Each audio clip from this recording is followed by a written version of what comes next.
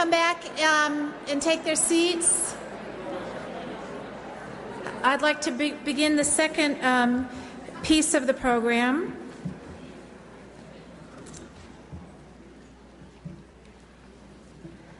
Okay, in the second part of the program, we're going to have another three speakers.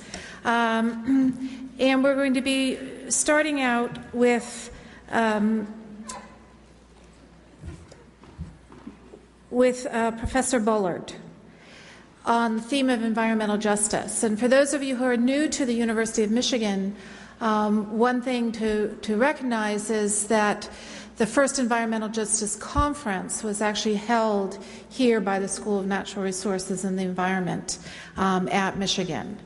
And so we felt it important both in terms of the place, but also because of some of the issues that arise of how we link environmental issues into the broader dialogue of health and human rights, that we have this opportunity to link them explicitly in the symposium.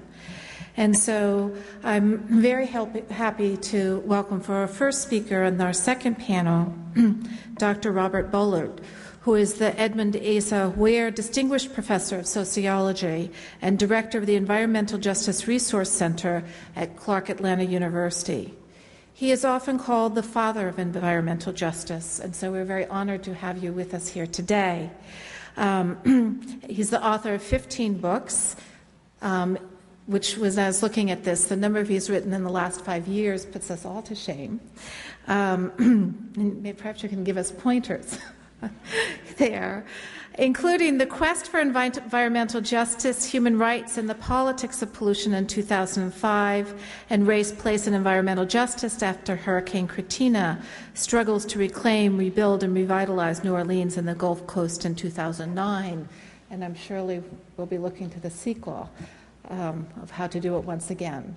So I'd like to welcome, please join me in welcoming Dr. Bullard to the stage.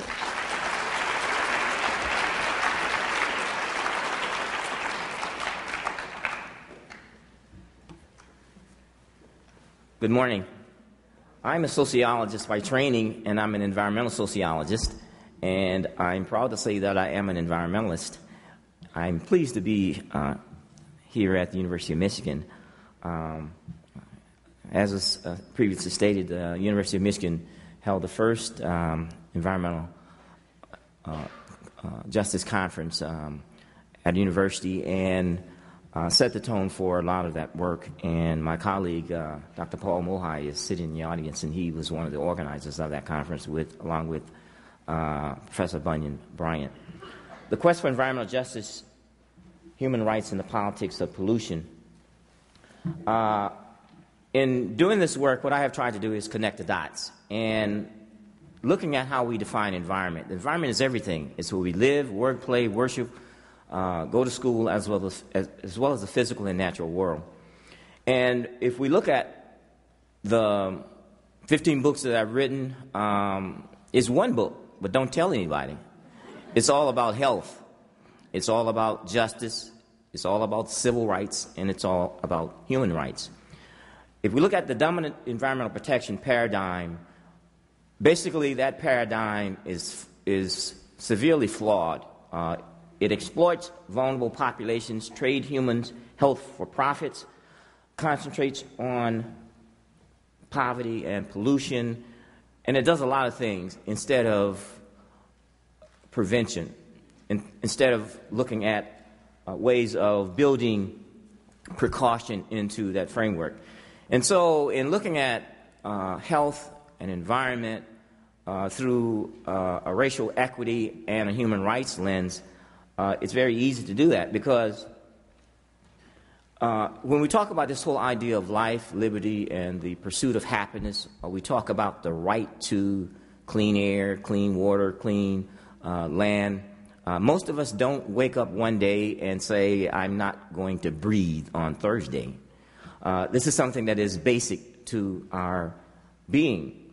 More than 100 studies now link racism to worse health. More than 200 studies have shown disparities as it relates, environmental disparities as it relates to health and environment. if we look at this whole idea of sustainability, it's very important that we understand this notion of sustainable development and a sustainable world. After the World Summit on Sustainable Development, there were a group of us that was held in Johannesburg. We decided that we wanted to write a book, and so we wrote a book. It's called Just Sustainability, Development in an Unequal World. And what this shows is that it is unlikely that we as a nation can achieve sustainability unless we address the issues of legacy issues of inequality, social, racial, gender, spatial, etc., in the context of this whole idea of healthy people and healthy communities. There's a link between where you live and your quality of life. And if we talk about this whole question of how can you predict health, what's a good predictor of health? Well, one of the most significant predictors of health is your zip code, your neighborhood, and access to opportunity as well as access to health. And so race and class map closely with health. And so when we go through this whole process on a global sense, and I'll deal with some global, international, but most of the issues as we work on environmental justice that emerge as a movement in the United States to deal with issues in the United States and as it moved outward. Poverty and pollution, that's a double burden. And if you look at the poorest of the poor, they have the poorest environments and they also have the poorest health. And so we talk about, the amount of health and illnesses that's derived from the physical environment. It's a pretty significant part. And so when we talk about addressing the plight of the poor and looking at access to health care, you look at, sanitation, you look at water quality, you look at pollution. These are big issues in the developing world. But it's also big issues in this country. Water is not just an issue of the developing world. Water quality issues are very important here. I worked on, dozens of cases where in communities where their water has been contaminated. In a number of rural areas in the United States, water has been contaminated by industrial pollution. Water quality, air quality, indoor air pollution, whether it's in the problems in the developing world with cooking inside and burning coal and wood, but indoor air quality is a big problem here in the United States in terms of access to clean air outside as well as inside. And so we ask the question: do we have a right to clean air? Well, we have a law. It's called Clean Air Act.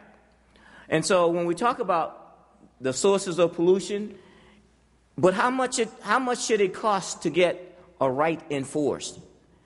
We have rights, and then we have rights.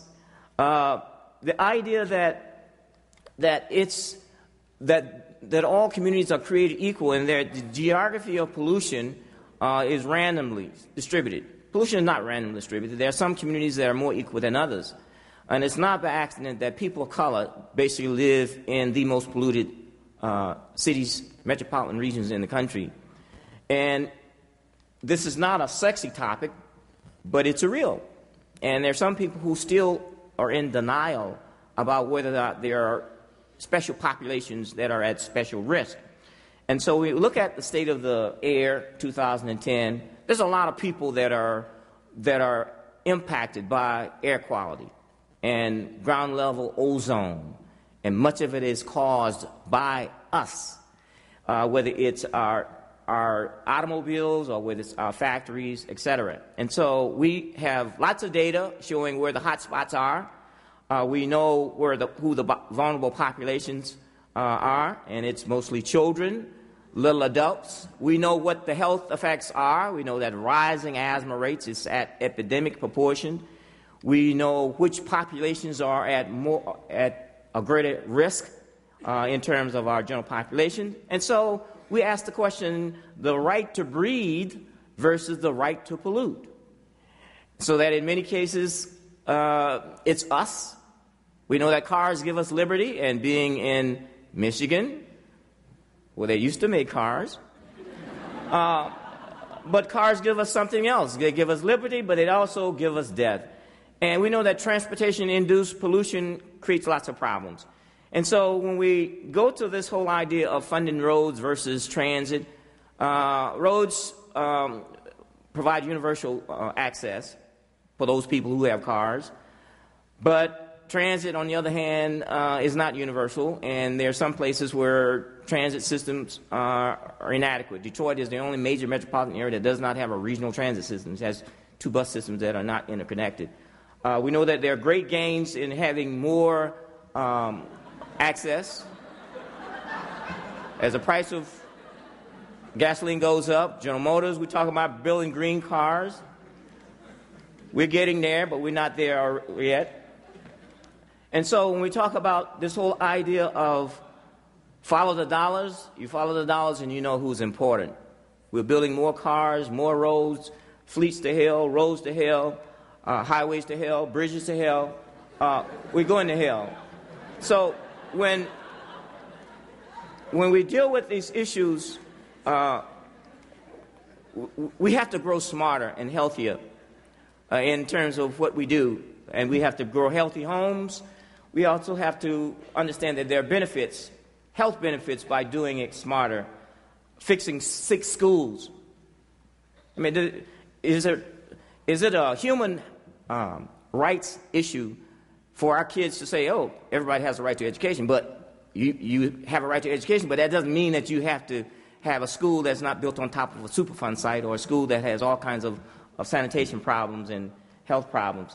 The right to toxic-free neighborhoods, healthy neighborhoods. There are hot spots. There are some communities that are located physically on the wrong side of the tracks. We know that all communities are not created equal, as I said before. If we look at this whole notion of toxic waste and race that Dr. Mohai and I, along with another colleague, couple colleagues, did, we know that environmental hazards and toxic waste and race are intertwined. And so when we look at disparities as they exist, we're living with more pollution. And even children are not safe. There are hot spots. Even our schools are not safe.